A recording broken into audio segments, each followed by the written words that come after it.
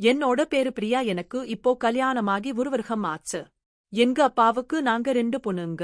என்னோட அக்கா என்ன விட 2 வயசு பெரியவளுக்கு கல்யாணமாகி இப்போ 3 பிள்ளைங்க இருக்காங்க. நானும் என்னோட கணவரும் இப்போ தனியாதான் வாழ்ந்துட்டு வரோம். என் மாமியாரும் மாமனாரும் சொந்த ஊர்ல இருக்காங்க. என்னோட அக்கா சென்னையில இருக்கா. நாங்க இப்போ தனியா இருக்கறதுனால தினமும் நைட்டு கணவன் மனைவியா ரொம்பவே சந்தோஷமா இருப்போம். உண்மையே சொல்லணும்னா என்னோட கணவரை விட எனக்குதான் ஆசை அதிகம். நான் தினமுமே அவரை தனிமையில இருக்க கூப்பிடாம எனக்கு தூக்கமே வராது. ஒரு நாள் கூட நாங்க சந்தோஷமா இல்லாம தூங்குனதே கிடையாது. பல நான் என்னோட கணவரை நான் 2வது ரவுண்டுக்கு கூட கூப்பிடுவேன். ஆனா அவரு என்னால முடியாது, எனக்கு தூக்கம் வருது, நானே வேலைக்கு போயிட்டு ரொம்ப டயர்தா இருக்கேன்னு சொல்லிட்டு படுத்து தூங்கிருவாரு. இதுல சோகமான விஷயம் என்னன்னா, எனக்கு கல்யாணமாகி ஒரு வருஷம் ஆகியும் குழந்தை உண்டாகல. எங்க அம்மாவுக்கு இது ரொம்ப வருத்தமா இருந்துச்சு. என்னோட அக்கா கல்யாணமாகி ஒரு வருஷத்துக்குள்ளேயே ஒரு ஆம்பளை பிள்ளையே பெத்துட்டா. திரும்பவும் ஒரு வருஷத்துக்குள்ள இன்னொரு பிள்ளையையும் பெத்துட்டா. இப்படி இருக்கப்போ எனக்கு மட்டும் கல்யாணமாகி ஒரு வருஷத்துல குழந்தையே உண்டாகல. இது எங்க அம்மாவுக்கு ரொம்ப வருத்தமா இருந்தது. அதே சமயம் என்னோட மாமியாரும் இதை சொல்லி சொல்லி ரொம்ப கவலைப்படுவாங்க. இதை பார்த்த என்னோட அம்மாவும் டாக்டர்ட்ட போயிட்டு காட்டுவோமான்னு கேட்டாங்க. ஆனா நாங்க டாக்டர் கிட்ட எல்லாம் போகவே இல்லை. அப்படி இருக்கும்போது என்னோட அக்கா புருகன் ஒரு நாள் போன் பண்ணாரு. மறுநாள் உன் ஊருக்கு ஒரு வேலையா வரதாவும் உன்னோட அக்கா வரல, நான் மட்டும்தான் வரப்போடேன்னு சொல்லிட்டு இருந்தாரு. மறுநாள் என்னோட அக்காவோட கணவர் சொன்ன மாதிரியே எங்க வீட்டுக்கு வந்துட்டாரு. காலையில டிபன் சாப்பிட்டுட்டு அவர் வேலை விஷயமா வெளியில போயிட்டாரு. நான் சாயந்திரம் தான் வருவேன்னு சொல்லிட்டும் போயிட்டாரு. அன்னைக்குன்னு பார்த்து திடீர்னு என்னோட கணவர் மதியமே வீட்டுக்கு சாப்பிட வந்துட்டாரு. என்னங்க திடீர்னு சாப்பிட வந்திருக்குங்களே, என்ன விஷயம்னு கேட்டேன். இல்லம்மா, ஆபீஸ்ல ஒரு முக்கியமான விஷயம், அதனால என்ன வெளியூருக்கு போக சொல்லிருக்காங்க, அதனால நான் டிரஸ் எடுத்துட்டு போறதுக்காக தான் வந்தேன்னு சொல்லிட்டு மதிய சாப்பாட்ட வீட்லயே சாப்பிட்டுட்டு அவசர அவசரமா அவரோட டிரஸ் எல்லாம் எடுத்துட்டு ஆபீஸ்க்கு கிளம்பி போயிட்டாரு. போகும்போது மச்சான் வந்திருந்தா அவரை தங்கிட்டு ஒரு நாள் இருந்துட்டு நாளைக்கு ஊருக்கு போக சொல்லு. வந்த இடத்துல நானும் அவரை சந்திச்சு பேசவே இல்லை. அதே மாதிரி வந்த உடனே அவரை அனுப்பிட்டாலும் அது ரொம்ப மனசுக்கு வருத்தமா இருக்கும். அதனால நான் பேசாததால அவர் ஒரு நாள் தங்கிட்டு அனுப்ப சொல்லுன்னு சொன்னாரு. அப்பதான் நல்லா இருக்கும் அப்படின்னு சொல்லிட்டு என்னோட கணவரும் சாப்பிட்டுட்டு உடனே வெளியூருக்கு கிளம்பிட்டாரு. சாயந்திரம் வரேன்னு சொன்ன என்னோட மாமாவும் சாயந்திரம் வரவே இல்லை. அவர் நைட்டு 1 மணிக்குத்தான் வந்தாரு. சாப்பிட்டுட்டு உடனே நான் கிளம்புறேன், இப்பவே லேட் ஆச்சு, ஊருக்கு போடேன்னு சொன்னாரு. அப்பதான் நான் சொன்னேன், என்ன மாமா, நீங்க சாயந்திரம் வந்திருந்தீங்கன்னா ஊருக்கு போக கரெக்டா இருந்திருக்கும். ஆனா இப்பவே பாருங்க மணி 8 ஆயிடுச்சு. இதுக்கப்புறமா நீங்க ஊருக்கு கிளம்பி போய் சேர்த்ததுக்கு ரொம்ப லேட் ஆகும். என்னோட கணவர் கூட சொல்லிட்டுதான் போயிருக்காரு. மச்சான் வந்தாருன்னா நைட்டு தங்கிட்டு போக சொல்லுன்னு. ஏற்கனவே நேத்துதான் டிராவல் பண்ணிட்டு வந்திருப்பாரு. மறுபடியும் இன்னைக்கும் அவரு டிராவல் பண்ணா உடம்பெல்லாம் ரொம்ப வலியா இருக்கும். அதனால நாளைக்கு போனா அவரால எந்த வேலையும் செய்ய முடியாது. அதனாலதான் இன்னைக்கு ஒரு நாள் நைட்டு நல்லா தங்கி ரெஸ்ட் எடுத்துட்டு நாளைக்கு போக சொல்லு அப்படின்னு சொல்லிட்டுதான் போயிருக்காரு. அதனால நீங்க கண்டிப்பா இருந்துட்டுதான் போகணும். நீங்க இல்லாம போயிட்டீங்கன்னா என்னோட கணவர் என்ன வந்து திட்டுவாரு அப்படின்னு சொல்லி நான் அவரை இருக்க வச்சேன். அதே மாதிரி உங்க மச்சானும் அவசரமா வேலை விஷயமா வெளியூருக்கு கிளம்பி போயிட்டாரு. அவரு உங்களை சந்திச்சு பேச முடியலன்னு சொல்லி ரொம்பவே வருத்தப்பட்டாரு. அவர் வருத்தப்பட்ட விஷயத்தையும் என்னோட மாமா கிட்ட சொன்னேன். என்னோட மாமா கிட்ட சொல்லும்போது ரொம்ப நேரமா யோசிச்சு என்னோட மாமா, சரி நீ சொல்லது கரெக்டான், இப்பவே ரொம்ப லேட் ஆயிடுச்சு, அதனால நான் இங்க தங்கிட்டு நாளைக்கே போடேன் அப்படின்னு சொல்லிட்டு இருக்கிறதுக்கு சம்மதிச்சாரு. இந்த விஷயத்தை என்னோட அக்காவுக்கு போன் போட்டு சொன்னாரு. என்னோட அக்காவும் சரிங்க தங்கிட்டு காலையில வாங்க அப்படின்னு சொல்லிட்டா. அதுக்கப்புறமா என்னோட மாமா டிபன் சாப்பிட்டு முடிச்சதுனால சரி டைம் பாஸ் பண்ணுவோம் அப்படின்னு சொல்லிட்டு சோபால உட்கார்ந்து டிவி பார்க்க ஆரம்பிச்சாரு. அப்ப மாமா கிட்டனா, மாமா இப்பதான் சாப்பிட்டீங்க, எதுவும் காபிட்டி எதுவும் குடிக்கிறீங்களா, வேணுமா போட்டு தரவான்னு கேட்டேன். உடனே மாமாவும் அதெல்லாம் வேணாமா, இப்பயே நல்லா திருப்தியா சாப்பிட்டுட்டேன், எனக்கு எதுவும் வேணாம் அப்படின்னு சொல்லிட்டாரு. சரின்னு சொல்லிட்டு என்னோட எல்லா வேலையும் முடிஞ்சதுனால நானும் என் மாமாவுக்கு பக்கத்திலேயே உட்கார்ந்து டிவி பார்த்துட்டு இருந்தேன். அப்ப எங்க மாமா என்கிட்ட பேச்சு கொடுக்க ஆரம்பிச்சாரு.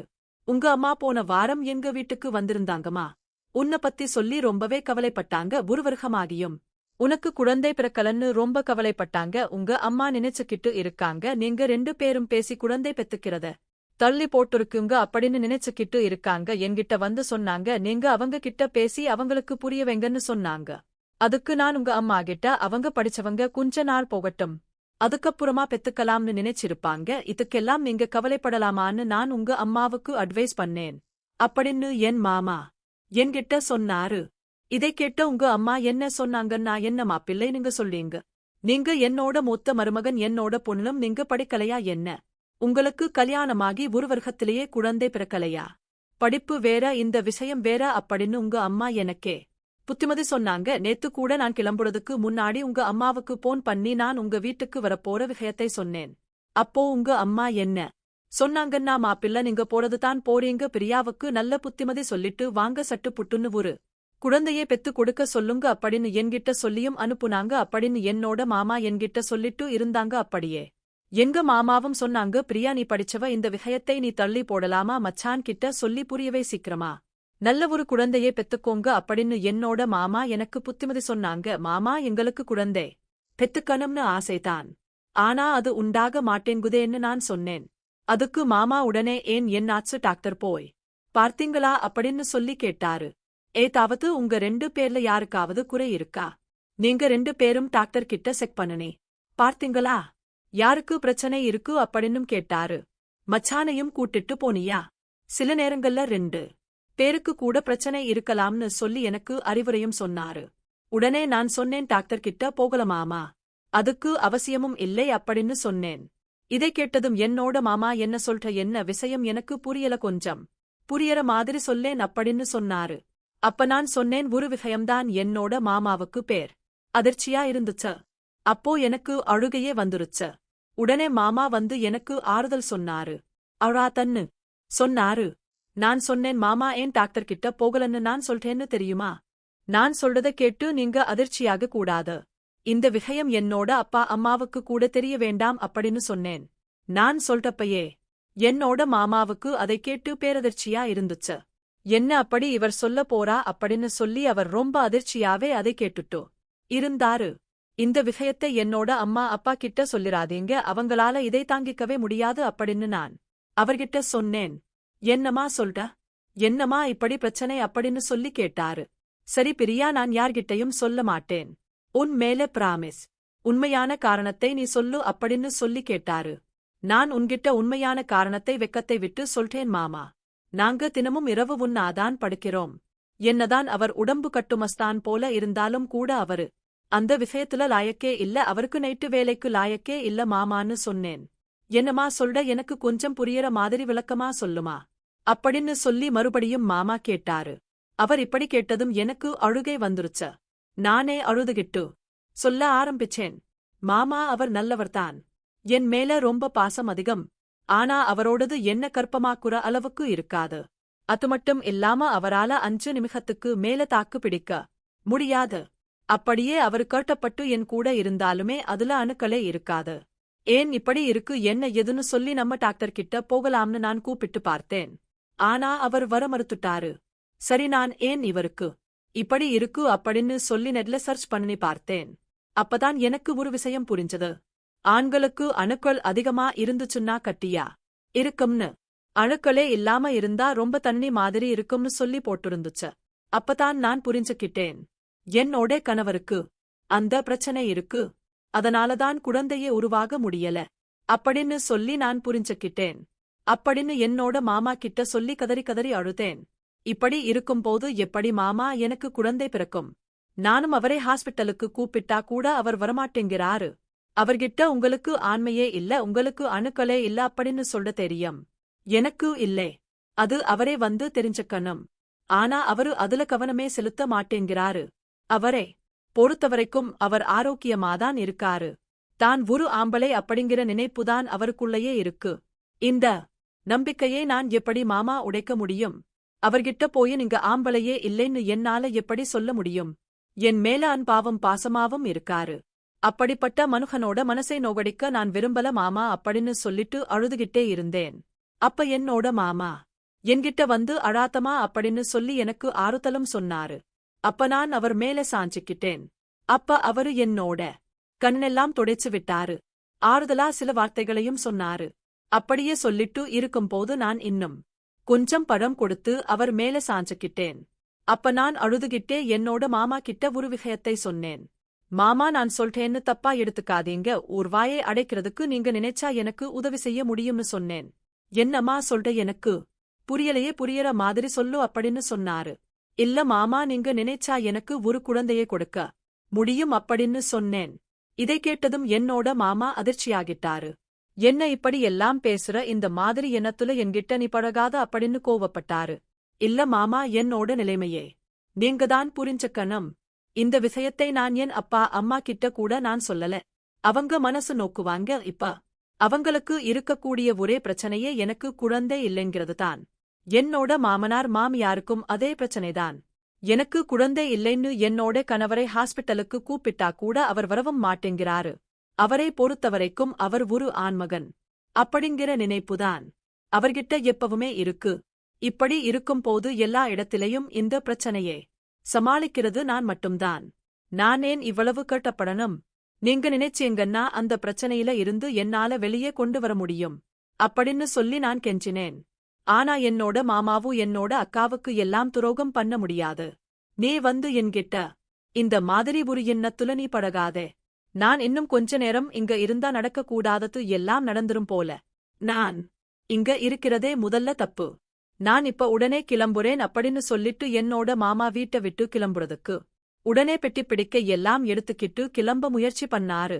அப்ப நான் என்னோட மாமாவை எவ்வளவோ தடுத்து பார்த்தேன். அப்ப அவரு முடியாது, நான் கிளம்புறேன், நான் இன்னும் கொஞ்ச நேரம் இங்க இருந்தேன்னா நடக்கக்கூடாத தப்பு எல்லாம் நடந்துரும் அப்படின்னு சொல்லிட்டு அவரு உடனே கிளம்பினாரு. ஆனா இந்த வாய்ப்பே நான் மிஸ் பண்ண விரும்பல. நான் இன்னைக்கு எப்படியாவது மாமாவோட இருந்து கர்ப்பம் ஆயிடணும் அப்படின்னு சொல்லி முடிவு பண்ணேன். அப்ப என்னோட மாமா வீட்டை விட்டு கிளம்பும் போது நான் ஓடிப்போய் அவரை கட்டி பிடிச்சுக்கிட்டேன். கட்டி பிடிச்சதுமே மாமா விடு, என்ன விடுன்னு சொன்னாரு. ஆனா நான் அவரை ரொம்ப இறுக்கமா பிடிச்சுக்கிட்டேன். ஒரு கட்டத்துல மாமாவால முடியல. அதுக்கப்புறமா அவரு என்னோட கட்டுப்பாட்டுக்குள்ள வந்துட்டாரு. எனக்கும் குழந்தை தேவைப்பட்டதுனால அன்னைக்கு என்னோட மாமாவை நான் கர்ப்பமாகறதுக்காக யூஸ் பண்ணிக்கிட்டேன். அன்னைக்குதான் ஆண்மையோடு இருக்கக்கூடிய ஒரு ஆண்மகனோட தாம்பத்தியத்தில ஈடுபட்ட எப்படி இருக்குங்கிறத நான் உணர ஆரம்பிச்சேன். அப்ப எனக்கும் என்னோட மாமாவுக்கும் எல்லாமே நடந்து முடிஞ்சிருச்சு. கொஞ்ச நேரம் நாங்க ரெஸ்ட் எடுத்தோம். அதுக்கப்புறம் நான் என்னோட மாமாவை என்னோட வாங்கன்னு கூப்பிட்டேன். அவரும் அப்போ எந்தவித எதிர்ப்புமே தெரிவிக்கல. அன்னைக்கு மறுபடியும் 2வது முறையா அன்னைக்கும் இரவு நானும் மாமாவும் உண்ணாவும். அப்ப என்னோட மாமா கேட்டாரு, நமக்குள்ள எல்லாமே நடந்துருச்சு, இப்ப நீ கர்ப்பமாயிட்டா உன்னோட கணவருக்கு சந்தேகம் வராதா அப்படின்னு கேட்டாரு. இல்ல மாமா, சந்தேகம் எல்லாம் வராது. நானும் என்னோட கணவரும் தினமும் சந்தோஷமாதான் இருக்கும். அதனாலதான் நான் கர்ப்பமாயிட்டேன்னா அவரோட குழந்தை இது. அவராலதான் கர்ப்பமாயிட்டேன் அப்படின்னா அவருக்கு நிச்சயமா சந்தேகம் வராது. அவரை பொறுத்தவரைக்கும் அவர் ஒரு ஆண்மகனாதான் இருக்கிறாருங்கிற நினைப்பு அவருக்குள்ள எப்பவுமே இருக்கு. அதனால டபுட் எதுவுமே வராது அப்படின்னு நான் சொன்னேன். உடனே என்னோட மாமாவும் சரி அப்படின்னு சொல்லிட்டு நாங்க 2 பேரும் தூங்கிட்டோம். அதுக்கப்புறம் என்னோட மாமா ஊருக்கு போக கிளம்பிட்டாரு. நானும் சரி மாமாவுக்கு தேவையான சாப்பாடு எல்லாம் சமைச்சுட்டு இருந்தேன். அப்போ கிளம்புறதுக்கு முன்னாடி என்னோட மாமாவோ நம்ம இன்னொரு தடவை பண்ணலாமான்னு கேட்டாரு. எனக்கும் அது ஆசைதான். சரின்னு சொல்லிட்டு அன்னைக்கு என்னோட மாமா கிளம்புறதுக்கு முன்னாடி கூட நானும் அவரும் ஒன்னா இருந்தோம். அதுக்கப்புறம் என்னோட மாமா ஊருக்கு கிளம்பி போயிட்டாரு. என்னோட மாமா கிளம்பி போன கொஞ்ச நேரத்திலேயே என்னோட கணவர் வீட்டுக்கு வந்தாரு. மச்சான், அதுக்குள்ள கிளம்பி போயிட்டாரா? ஆமாங்க, அதுக்குள்ளேயே கிளம்பி போயிட்டாரு அப்படின்னு சொன்னேன். அவரும் சரி அப்படின்னு சொல்லிட்டு வீட்ல இருந்தாரு. அவர் வெளியூருக்கு போயிட்டு வந்ததால அன்னைக்கு ஆபீஸ்க்கு அவர் போகல. ஆபீஸ்ல அவருக்கு ஒரு நாள் நீங்க ரெஸ்ட் எடுத்துட்டு வாங்க அவங்களுக்குன்னு சொல்லி லீவ் கொடுத்துட்டாங்க. அதனால அன்னைக்கு என்னோட கணவர் வீட்லதான் இருந்தாரு. அதுக்கப்புறம் என்னோட கணவருக்கு சந்தேகம் வரக்கூடாது அப்படிங்கிறதுக்காக தினமும் நாங்க எப்படி சந்தோஷமா இருப்போமோ அதே போல நான் அவர் கூட தொடர்ந்து சந்தோஷமா இருந்தேன். ஆனா இருந்தாலும் என் மாமாவோட இருந்த மாதிரி உரியல் எனக்கு கிடைக்கல. மறுபடியும் என்னோட மாமாவோட இருக்கணும் போலன்னு எனக்கு தோணுச்ச. மறுநாள் என்னோட மாமாவுக்கு போன் பண்ணனே, எனக்கு இந்த மாதிரி தோணுது அப்படின்னு நான் சொன்னேன். அதுக்கு என்னோட மாமா, நான் இப்பதான் உன் வீட்டு பக்கம் வந்துட்டு போயிருக்கேன். திரும்பவும் என்னால ஊருக்கெல்லாம் வர முடியாது. அடுத்த வாட்டி நான் எப்பவாவது ஊருக்கு வந்தா பார்க்கலாம் அப்படின்னு சொன்னாரு. அப்ப நான் சொன்னேன், உங்களாலதான் வர முடியாது. ஆனா நான் வரலாம் அப்படின்னு சொன்னேன். நீ என்ன சொல்ற? ஆமா மாமா. நான் உங்க வீட்டுக்கு வரேன். நான் ஊருக்கு வரேன். என்னோட கணவர்கிட்ட சொல்லிட்டு என்னோட அம்மாவை பார்க்கணும். என்னோட அக்காவை பாரக்கணும் அப்படின்னு சொல்லிட்டு நானும் ஊருக்கு வரேன். நமக்கு அங்க ஏதாவது ஒரு கேப் கிடைக்காதா? அங்க ஏதாவது ஒரு சான்ஸ் கிடைச்சா நம்ம சந்தோஷமா இருக்கலாம் அப்படின்னு சொன்னேன். உடனே மாமாவும் சரின்னு சொல்லிட்டாரு. அதுக்கப்புறம் நான் என்னோட கணவர்கிட்ட பெர்மிஷன் கேட்டுட்டு நான் ஊருக்கு கிளம்புனேன்.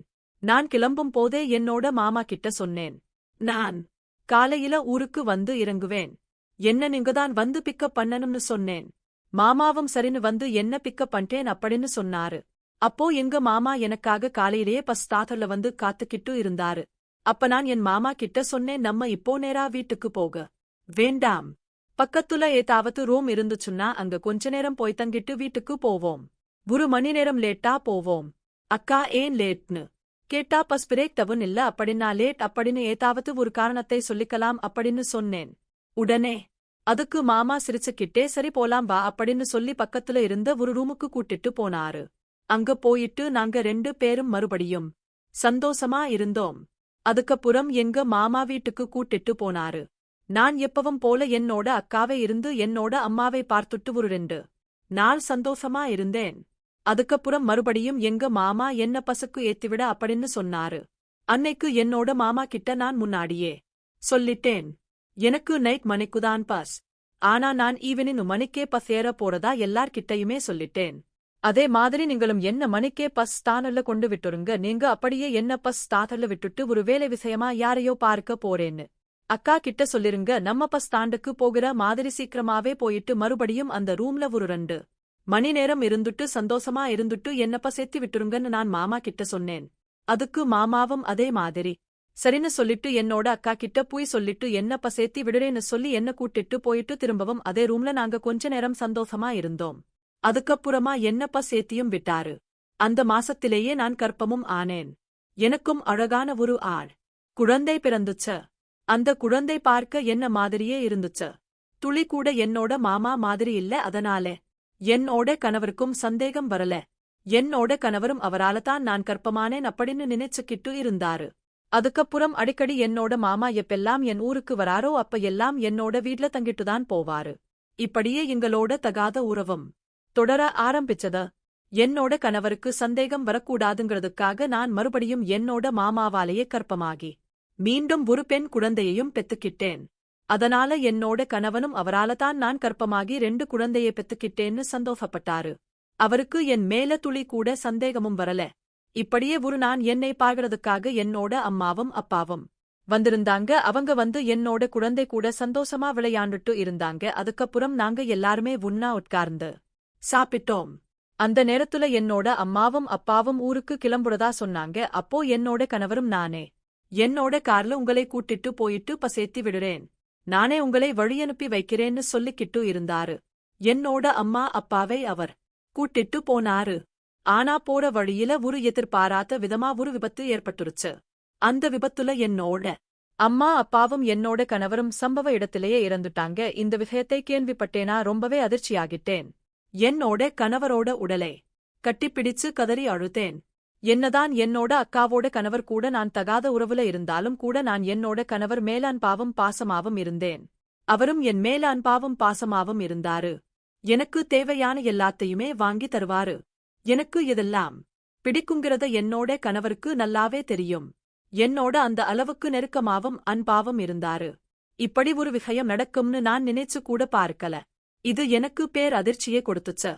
என்னோட கணவர் என்னுடைய எதிர்காலத்துக்காகவும் குழந்தைகளோட எதிர்காலத்துக்காகவும் கிட்டத்தட்ட 1 கோடி ரூபாய்க்கு மேல இன்சூரன்ஸும் எடுத்திருந்தாரு. என் கணவருக்கு செய்ய வேண்டிய எல்லா இறுதி சடங்குகளையும் செஞ்சு முடிச்சோம். கொஞ்ச நாள்லயே எனக்கு அந்த பணமும் வந்துச்சு. அதுக்கப்புறம் நான் மட்டும் இங்க எப்படி தனியா இருக்கிறது? அதனால நான் ஊருக்கே போயிடலாம்னு முடிவு பண்ணேன். அக்காவோட துணையா நமக்கு இருப்பா, மாமாவோட துணையும் நமக்கு இருக்கும்னு நினைச்சு நாம இனி இந்த வீட்ல இருக்க வேணான்னு காலி பண்ணிட்டு ஊருக்கே போயிட்டேன். அதுக்கப்புறமா நான் தனியா ஒரு வீடு எடுத்து என்னோட குழந்தைகளோட வாழவும் ஆரம்பிச்சேன். எனக்கு எந்த உதவி தேவைப்பட்டாலும் என்னோட மாமாதான் எனக்கு செஞ்சு கொடுத்தாரு. எனக்கு 2 குழந்தைங்க பிறந்ததுக்கு அப்புறமா நான் குடும்ப கட்டுப்பாடு செஞ்சுக்கிட்டேன். நான் அங்க போனதுக்கு அப்புறமா எனக்கும் என்னோட மாமாவுக்கும் அந்த உணர்வும் அந்த உறவும் மீண்டும் தொடர ஆரம்பிச்சது. இதனால நாங்க தினமும் அடிக்கடி உல்லாசமாவும் இருக்க ஆரம்பிச்சோம். நாட்கள் போக போக என்னோட அக்காவோட கணவர் என்னோட வீட்ல அதிக நேரம் இருக்கிறது என்னோட அக்காவுக்கு சந்தேகத்தை ஏற்படுத்துச்சு. இதனால என்னோட அக்கா எங்களை ரகசியமா கண்காணிக்கவும் ஆரம்பிச்சாள். அப்பதான் என்னோட அக்காவுக்கே ஒரு பேரதிர்ச்சி காத்திருந்தது. அவர் எனக்கும் என்னோட மாமாவுக்கும் தகாதுறவு இருக்கிறங்கிறத கண்டுபிடிச்சுட்டா. இதனால அவர் என்கிட்ட சண்டையும் போட்டா. அவர் கணவர்கிட்ட அவர் சண்டையும் போட்டா. இதனால கணவன் மனைவிக்குள்ள அடிக்கடி தகராறு ஏற்பட ஆரம்பிச்சது. ஆனா நாங்க எங்களோட உறவை நிறுத்தவே இல்லை. தொடர்ந்து அதை தொடர்ந்துகிட்டே இருந்தோம். அடிக்கடி என்னோட மாமா என்னோட வீட்டுக்கு வந்து அதிக நேரம் தங்கிட்டு போறத வழக்கமா வச்சிருந்தாரு. நாட்கள் போக போக என்னோட அக்காவுக்கு ஆத்திரம் அதிகமாச்சு. ஒரு நாள் கோபம் அதிகமான என்னோட அக்கா என்னோட மாமாவோட காலை அடிச்சு உடைச்சிட்டா. இந்த கால் இருக்க போய்தானே என்னோட தங்கச்சி வீட்டுக்கு போறீங்க, இந்த காலை நான் உடைச்சுட்டா நீங்க எங்க எப்படி போவீங்கன்னு நானும் பார்க்கிறேன்னு கோவத்துல என்னோட அக்கா என்னோட மாமாவோட கால உடைச்சட்டா. இதுக்கப்புறமா என்னோட மாமாவை ஹாஸ்பிட்டல்ல அட்மிட் பண்ணி சிகிச்சையும் கொடுக்கப்பட்டுச்சு. என்னால இந்த செய்தியை கேட்டு அதிர்ச்சியாகிட்டேன். மாமாவை பார்க்காமையும் இருக்க முடியல. அதுக்கப்புறம் நான் என்னோட மாமாவை பார்க்கறதுக்காக ஹாஸ்பிட்டலுக்கு போனேன்.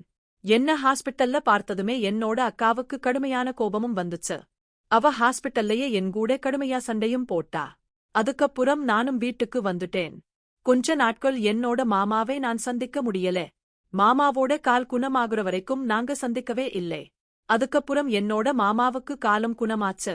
அதுக்கப்புறமா அவர் என்கிட்ட வந்து நான் உன்னை கல்யாணம் பண்ணிக்கிறேன், 2 பேரும் கல்யாணம் பண்ணிக்கோமான்னு கேட்டாரு. எனக்கும் அதுதான் சரின்னு பட்டுத்து. அதனால நானும் அதுக்கு சம்மதம் தெரிவிச்சேன். அதுக்கப்புறம் மாமாவை கல்யாணமும் செஞ்சுக்கிட்டாரு. என்னோட அக்காவுக்கு இந்த விஷயம் பேரதிர்ச்சியே கொடுத்துச்சு. இதனால ஆத்திரம் அடைஞ்சா என்னோட அக்கா என்னோட வீட்டுக்கு நேரா வந்து என்கிட்ட சண்டை போட்டா. அப்ப என்னோட அக்கா நான் அணிஞ்சிருந்த புடவையால என்னோட கழுத்தை நிறைச்சு என்னை கொலை செய்ய முயற்சி செஞ்சா. அவகிட்ட இருந்து நான் எப்படியா தப்பிச்சிட்டேன். ஆனா எனக்கு அதுக்கப்புறம் ஆத்திரம் ஏற்பட்டுச்சு. என்னையே நீ கொலை செய்ய பாக்குறியான்னு கோபத்துல நான் அதே புடவையை எடுத்து என்னோட அக்காவோட கழுத்துல சுத்தி அவள துடிதுடிக்க நானும் கொலை பண்ணிட்டேன். நான் இப்படி ஒரு செயலை செய்வேன்னு நான் எதிர்பார்க்கவே இல்லை. ஆத்திரத்துல நான் இப்படி ஒரு தவறை செஞ்சிட்டேன். என்னோட அக்காவும் சம்பவ இடத்திலேயே துடிதுடிச்சு இறந்து போயிட்டா. அதுக்கப்புறமா நான் அக்காவையே கொன்னுட்டேன்னு கதறி அழுக ஆரம்பிச்சேன். இதுக்கப்புறம் வீட்டுக்கு வந்த என்னோட மாமா என்னோட அக்காவோட பிணத்தை பார்த்துட்டு அதிர்ச்சியாகிட்டாரு. இந்த தகவல் போலீசுக்கு தெரிவிக்கப்பட்டுச்சு. போலீசும் விரைந்து சம்பவம் நடந்த இடத்துக்கு வந்து என்னோட அக்காவோட உடலை கைப்பற்றி பிரேத பரிசோதனைக்காக மருத்துவமனைக்கு அனுப்பி வச்சாங்க. என்னோட மாமாவையும் சேர்த்தே கைதம் செஞ்சாங்க. ஆனா இந்த கொலைக்கும் என்னோட மாமாவுக்கும் எந்தவித சம்பந்தமும் இல்லைன்னு சொல்லி அதுக்கப்புறம் என்னோட மாமாவை ரிலீஸ் பண்ணிட்டாங்க. இப்ப என்னோட 2 குழந்தைகளும் என்னோட மாமாவோட 2 குழந்தைகளும் தாய் இல்லாம தவிச்சிட்டு வராங்க. நானும் என்னோட அக்காவை கொலை செஞ்ச பாவத்துக்காக சிறையில கம்பி எண்ணிட்டு இருக்கேன்.